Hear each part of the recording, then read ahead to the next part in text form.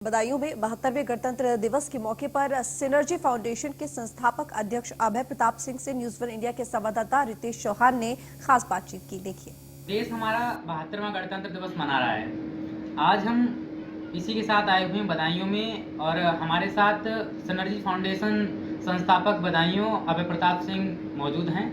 हम इनसे बात करने की कोशिश करेंगे और जानने की कोशिश करेंगे बदायूं में किस प्रकार गणतंत्र दिवस मनाया जा रहा है। सर, बदायूं में किस प्रकार के से गणतंत्र दिवस मनाया जा रहा है? सर, प्रथम नमस्कार रितेश जी और आप सभी को भी नमस्कार। देखिए, कोरोना काल के चलते हुए बदायूं में बहुत ज़्यादा भीड़ का एकत्र करने का आयोजन नहीं है।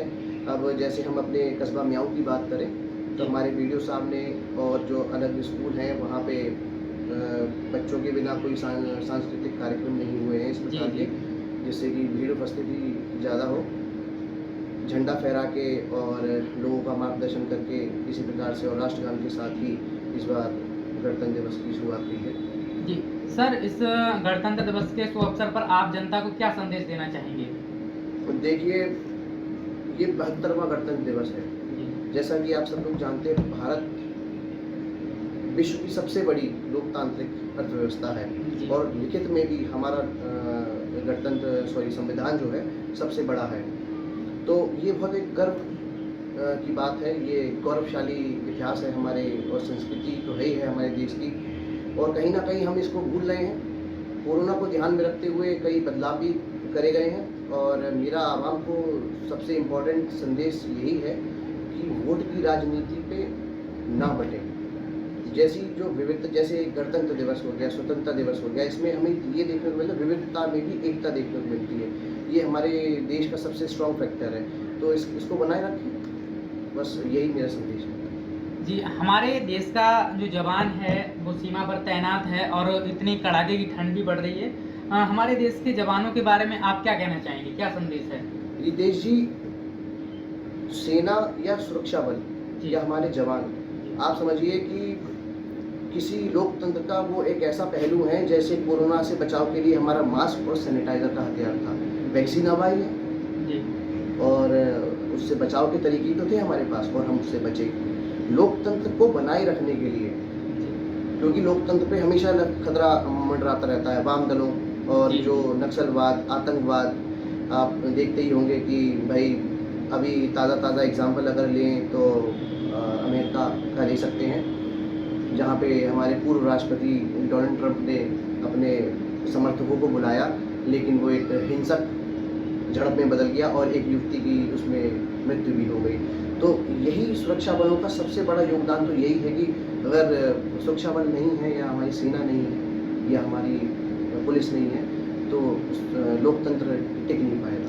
जी सर, कोरोना की वजह से बदायूं में गणतंत्र दिवस को लेकर क्या बदलाव किए गए हैं? जो परेड है वो किस प्रकार हो रही है बदायूं में? देखिए, बदायूं जो पुलिस लाइन ग्राउंड है जी, वहाँ पे जिस प्रकार लोगों का जमावड़ा जो दर्शक आते थे इस बार देखने के लिए, पहले की तरह इस बार वो नहीं है।